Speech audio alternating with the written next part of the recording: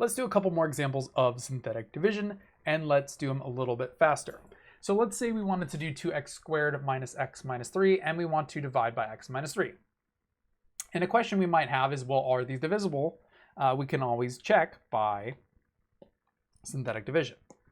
So let's go ahead and try it out.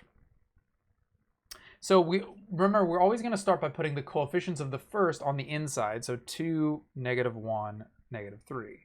And not the coefficients of this one, but just the constant number over here, and always change the sign. So instead of -3, I put a +3 right there. I'll draw another bar right down here. And now I have my setup and I'm ready to progress. So once you set it up, then we're always going to drop. After it's dropped, you're always going to multiply, add, multiply, add, multiply, add, multiply, add, until you're out of numbers. So and you're always multiplying by C, the number that you got from the second, the divisor. So 2 times 3 is 6, put that right here, add 5, multiply 15, add 12, done. That's it.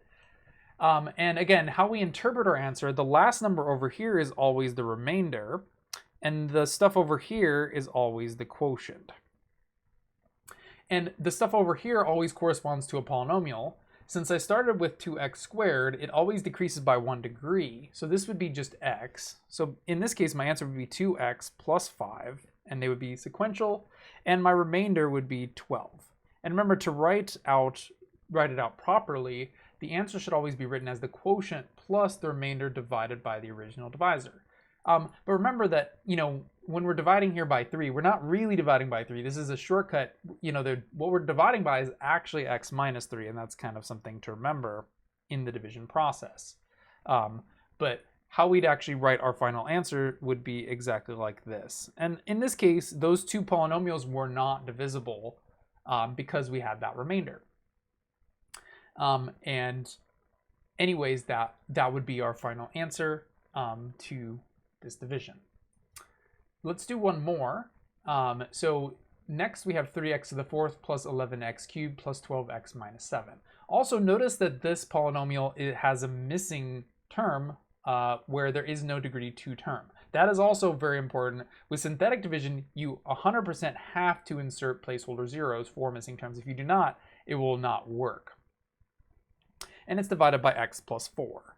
So again, starting off setting it up, I would put 3, 11, and again, I would need a 0 for the x squared term, because inside the synthetic setup, you need each term. If we're starting with x to the fourth, we need to have a term or a number for every single degree. This would be x cubed, this must be x squared. Since I don't have x squared, that's why I put a 0 there.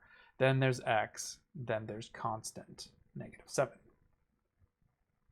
And out front, I'm going to put -4 because this one has a +4. I always change the sign out front. And again, the reason why I change the sign is so I don't have to subtract. I can just add through the synthetic division process.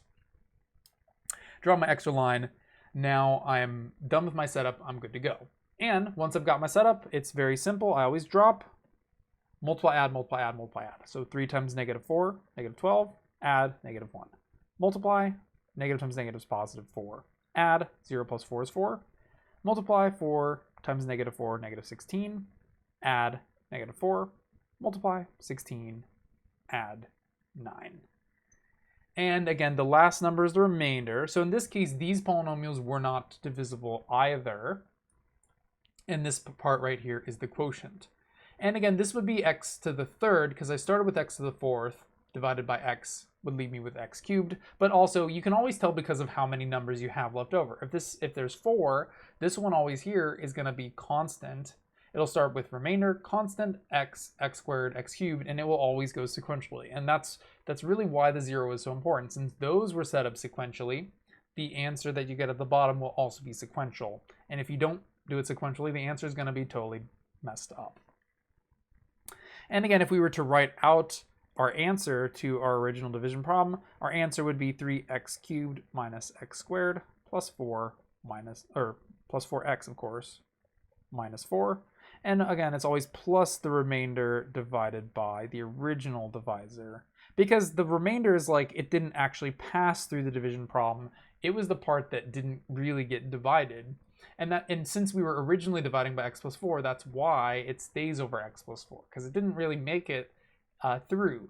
Just like with a number, you know, the fractional component that's left over is like, well, this didn't actually work. This was what's left over. The leftover is always over the divisor after all is said and done.